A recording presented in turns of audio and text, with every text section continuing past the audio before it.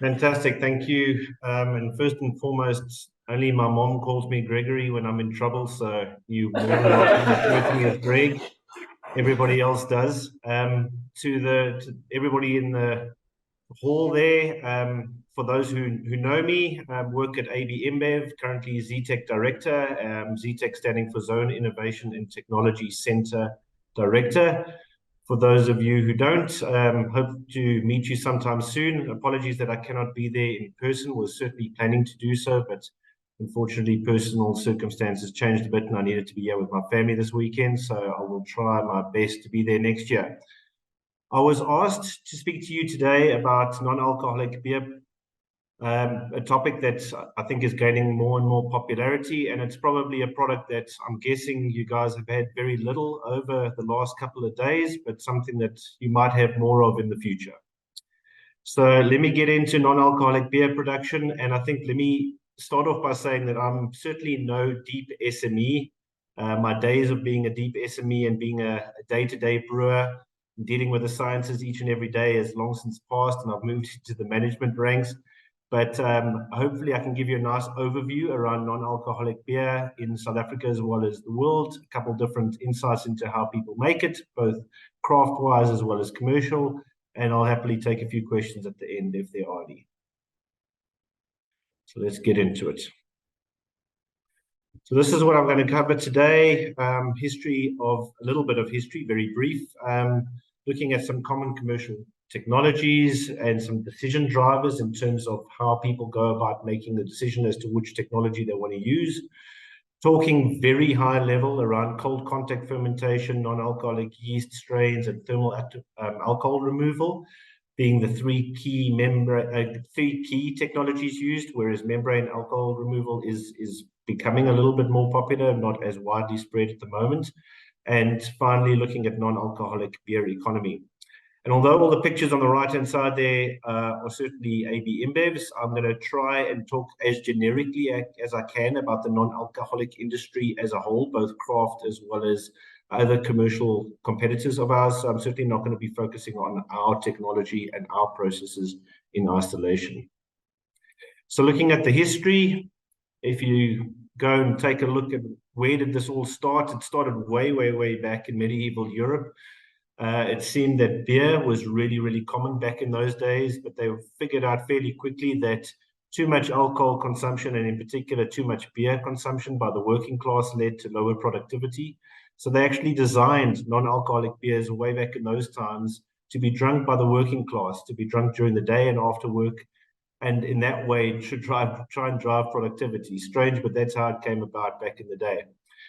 The next kind of big wave of non-alcoholic beer production shouldn't be a surprise as well, with the birth of prohibition in the United States. Started with the Volstead Act in 1919, when that led to 13 years of prohibition and effectively the birth of commercial non-alcoholic beer, as commercial breweries that were operating at the time had to find ways and means to stay afloat. They weren't able to legally make and sell beer, although we know how much moonshining and how much non-legal beer production sales happened during that time. But they had to try and find a way to at least utilize their assets and make some money during the time. So some of them branched off into non-alcoholic beer production and sales. Some of them moved into the dairy industry or the soft drinks industry. And as I said, some of them continue to operate illegally, producing and selling alcohol. Others found a more inventive way, and again, the birth of what was referred to as needle beer back in the day. The way in which the guys made the non-alcoholic beer during the Prohibition era was fairly basic. They would take a standard beer product and they would heat it up to close to boiling point, try and evaporate off all of the alcohol to get it down to a non-alcohol level that they were legally then allowed to sell. Some of the more clever ones decided that they would try and capture the vapor that came off the boiling of the beer, which effectively contained all the alcohol, cool it down, condense it, collect it, and effectively sell it as sachets of alcohol that people would be able to reintroduce into their beer when they were effectively buying non-alcoholic beer, and in some way or form have a relatively normal alcoholic beer, although As you can well imagine, with the boiling process evaporating off the alcohol, you lost most of the aroma of the beer and some of the flavors as well. So the beers were fairly bland, but at least they had a little bit of alcohol, and the guys could get something closer to what they wanted at the time. The next major evolution of non-alcoholic beer became kind of the commercial birth of the Middle East. As the Middle East started to grow, started to become more and more populous, with the Muslim culture there, you can imagine there was a bigger need for non-alcoholic beer. And non-alcoholic beer started to take off. Mostly very small commercial operations in the Middle East started to produce it, but there was more and more Western influence coming into the area.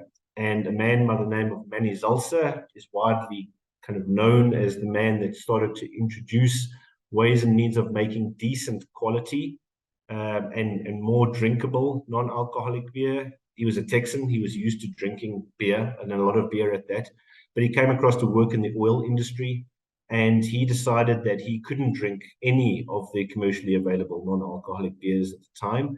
So he decided that he needed to help the local manufacturing industry there to develop something that was more commercially viable and that would be far better quality.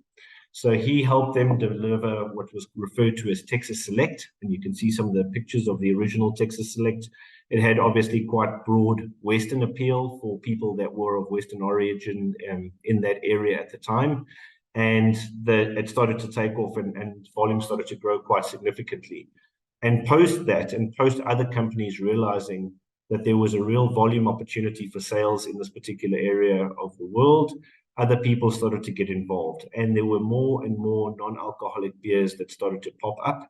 Some of them made locally, and some of them made outside of the area and imported in.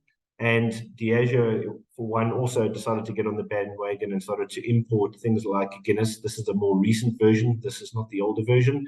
But they started to move volumes in there. And even today, there's a significant amount of volume that gets moved through the Middle East from a non-alcoholic beer production perspective.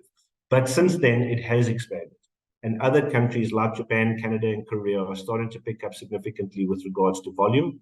And later on in the presentation, when I refer to the non-alcoholic beer economy, you'll see that there are a few areas around the world that are starting to pick up and are forecasted to continue to grow significantly in the years to come.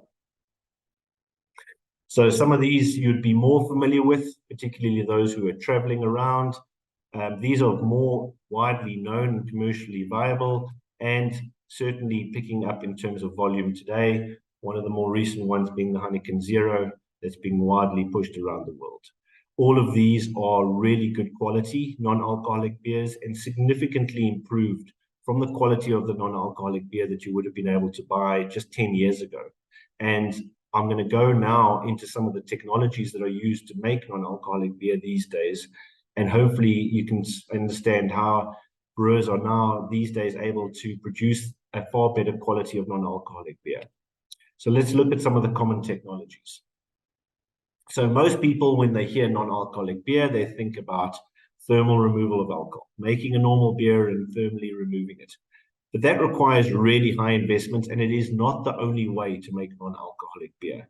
So it's important for people to understand that there are alternatives. So let's take a look at it. So yes, the New World non-alcoholic that people refer to involves thermal removal of beer.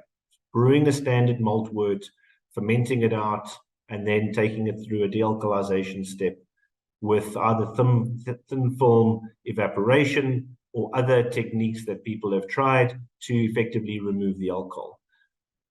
Because of the fact that you're using thermal technology to remove the alcohol, as you can well imagine, most of your volatiles get lost along the way. And as a result, in order to produce somewhere near a normal beer, you need to add that back. You have the option to add flavorings in, to add back hop aromas, malty aromas, and various other things that you would like to. And by doing that, you can get back to the great taste. But this particular process does involve very high capital expenditure.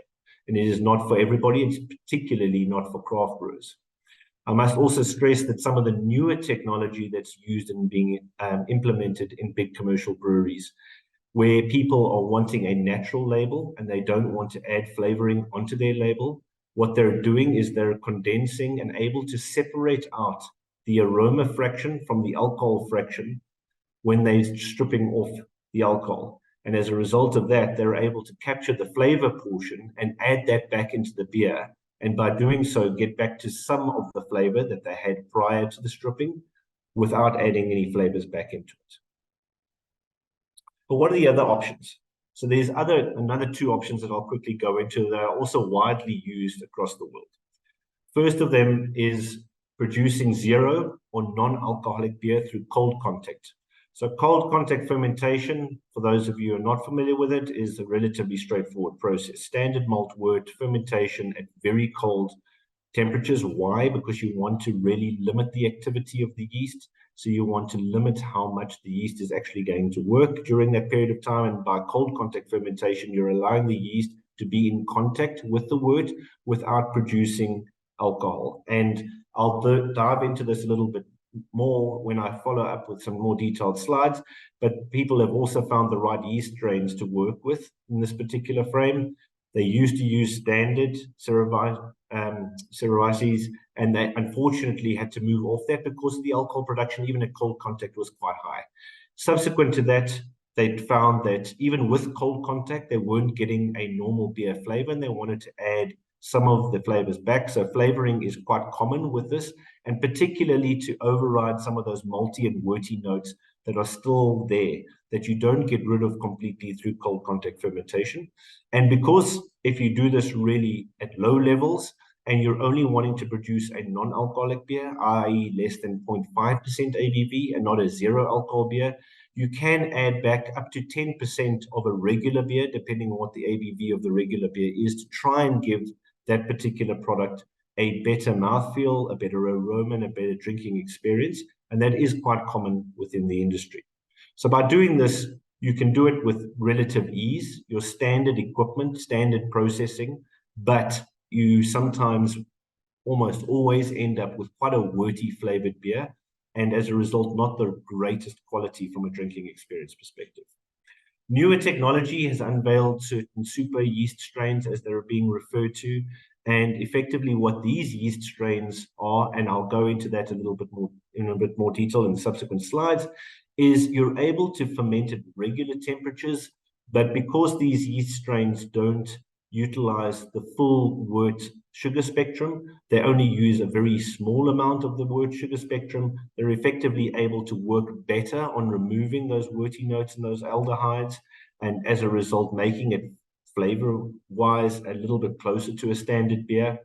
And these yeast strains are now being sold commercially and are being picked up by more and more people. So by using these super yeasts, without stripping off alcohol, you're able to produce really low alcohol beers. You don't have those worty notes, and it's a really low capital expenditure option for people to use. So some of the yeast strains are, believe it or not, capable of, even with normal fermentation temperatures, still limiting the alcohol production to less than 0.05% for your final product, which is amazing. But most of the applications that are involving these super yeasts are produced non-alcoholic, just less than 0.5% ABV, and that's generally where they get the best balance of flavor and aroma with these particular operations. Okay, what are the decision drivers? So when you're sitting there and you're deciding that you want to go and make a non-alcoholic beer, whether you're a craft brewer or a big commercial brewer, there's definitely trade-offs that you need to consider. You need to go and think about what you're trying to do from a final product perspective, but also from an inputs perspective. Not everybody has unlimited capex, and not everybody has sometimes the footprint or the space in the organization to go and execute this. So I'm not going to go through this line by line, but you can see that there are different technologies and there's different input drivers that you need to consider. And based on those, ultimately, it will help guide you towards which technology is going to be best suited and fitted for your operation. But at the end of the day, it's going to be a trade-off. Is that in most cases, you're not able to achieve absolutely everything. Some people want a 100% clean label. Others want the perfect taste. Others want zero alcohol. They want to be able to claim absolutely zero ABV. And sometimes people are more pushing the non-alcoholic beer towards a low-calorie offering for their particular market. But generally, once you understand what the final product is, and from the decision drivers that I showed you on the previous slide, you're able to then inform the process, inform the operation in terms of how you're going to go about delivering what you need to deliver to that particular customer. So let's get into some of the technology in a little bit of detail. Again, I'm not going to go into a lot of detail here. It is late on a Saturday afternoon. I've got the graveyard shift, so I don't want to bore you guys with too much detail. But if I didn't have some graphs and some calculations, then I think it would be remiss in a university lecture hall. So there's some of them for you to look at there. But in terms of cold contact fermentation, one of the more successful yeast strains that the guys have been able to unveil is Delbrooke, and that's quite widely used these days.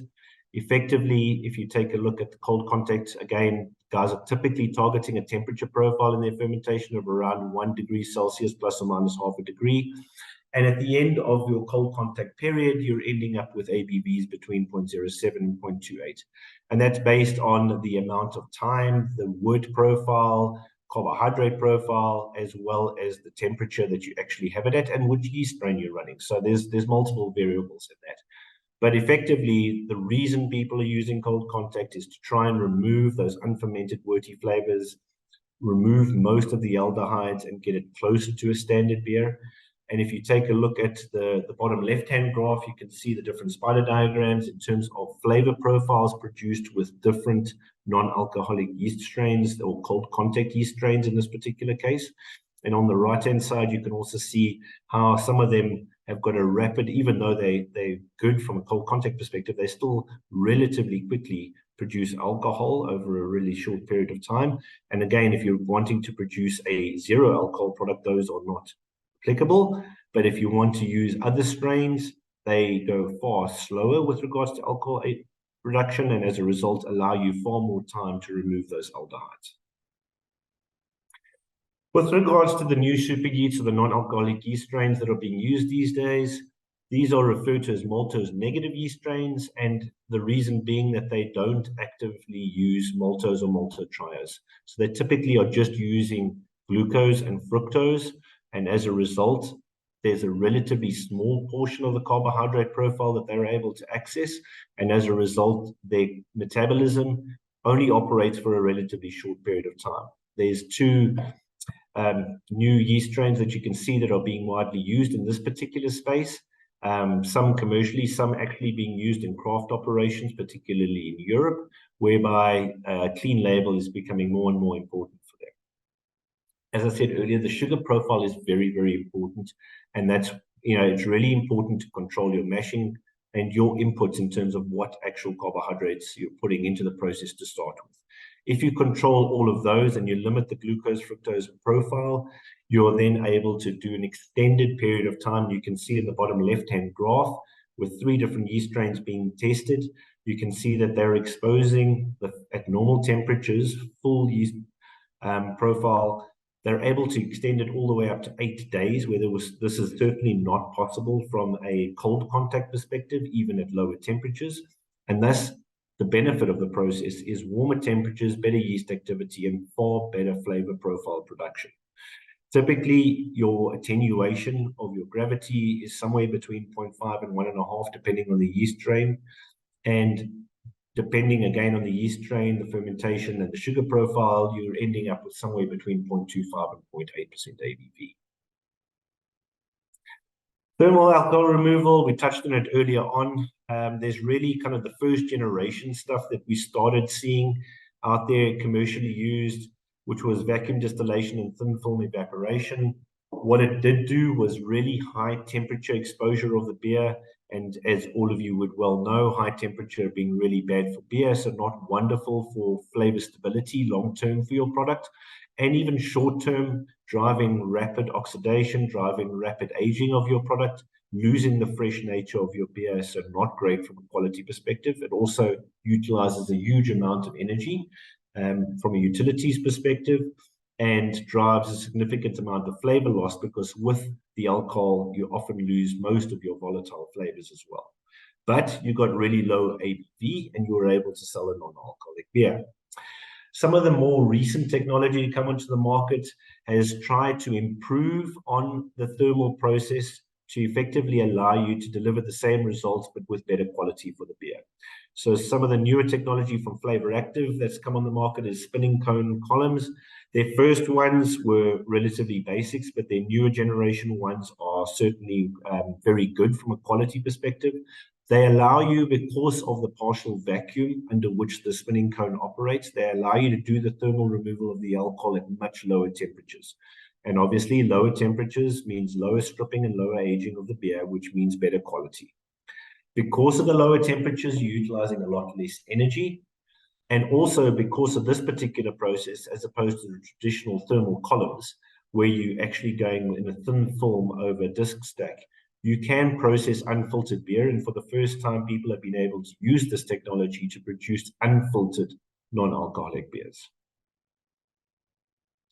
Membrane alcohol removal remains relatively limited in use, massively expensive to install. Ceramic membranes are the norm in this particular space, but it really does cost a huge amount of money, and you need a lot of technology to be able to operate this. Certainly nothing that any craft brewer would ever want to look at. It really requires massive amount of volume to justify this sort of investment.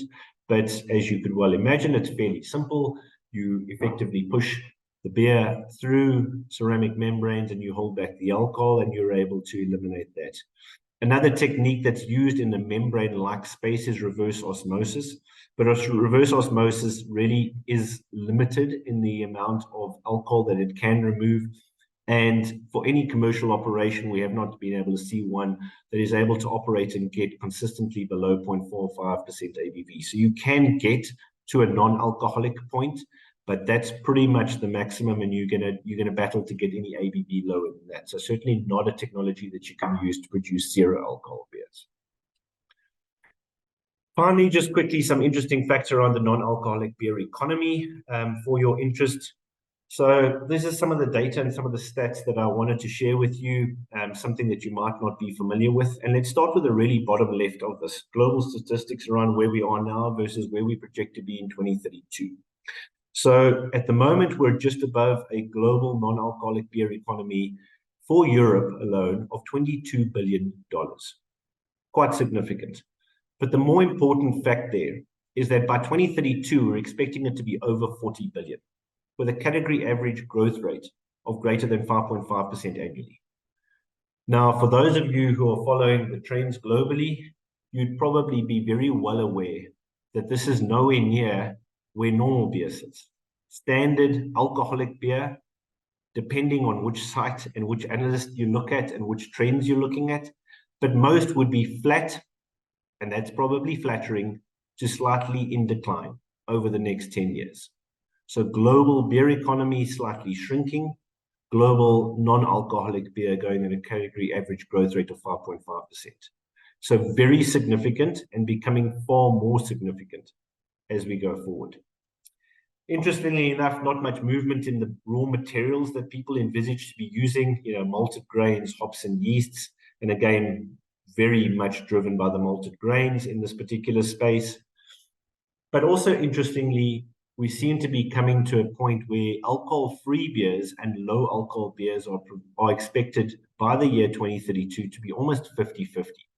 So non-alcoholic beers were dominating the market, and alcohol-free beers, completely non-alcoholic free beers, outside of the Middle East and heavy Muslim areas were relatively rare. But you can see that they are starting to grow in popularity. And if anything, by 2032 will be more than 50% of the beer population in the non-alcoholic beer space. In terms of parts of the world that we see the movement occurring in, you can see that there's growth forecast over the next 9 years in just about every area of the world. Latin America being the one outstanding area whereby we don't have significant non-alcoholic beer exposure right now. We're not expecting significant growth going there into the future. And I must say the Middle East and Africa section is predominantly driven by the more Muslim areas in the northern areas of Africa. So yeah, most of the operations occurring there. But you can see quite a significant growth in North America and Europe. And certainly within those economies, the non-alcoholic beer space is going to be very active over the next 5 to 10 years.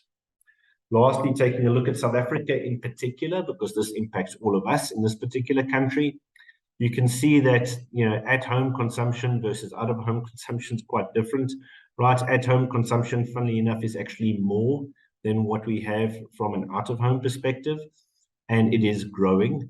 But if you take a look at the rate of growth, and if you take a look at the y-axis there, you'll see that the volumes continue to remain very, very small. Even all the way up to 2027, we're talking about 0.5 liters per capita, which is significantly below beer.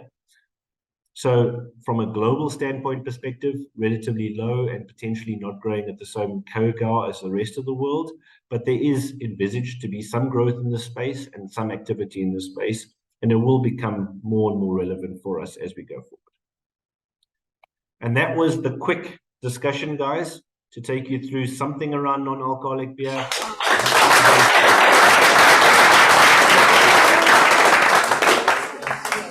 Thank you, Greg. Happy to take any questions if there are any questions from the audience. Guys, do you have any questions? Greg? I'll go for a question, and at the risk of sounding like someone who doesn't know anything, what is a clean label? So clean label generally is where people want to see the very basics on that particular label. They want to see malt and they want to see hops. They don't want to see things like flavorings or preservatives or additives. So they want to try and keep it as simple and as clean as possible, because generally in first world countries, Europe and America in particular, people pay far more attention to the ingredients list at the back. And when they see those sorts of things on it, they naturally assume that it is less natural, it is less good for them, and sometimes it drives them away from that particular product. So consumers, particularly in first world countries, not so much in third world countries, pay more attention to it and sometimes drives preference and choice. Oh, no, there, guys, you can see it, so just take note. Yeah. Question. Quick question. In terms of, the flavoring that you're now talking about, if it is, for instance, boiled off in the distillation column, but then you add it back later, is that one still part of its original flavor, so it's not flavoring? Correct. So that allows you to maintain a clean label, like we were just speaking about, is if you collect the flavor that was naturally present through the alcoholic beer fermentation, you collect that and you add that back. You do not have to declare that. If you're adding anything that wasn't naturally produced during your own fermentation, you have to put it on the label. Okay, perfect. And when you make like a hop extract, would that also count as flavoring? Yeah.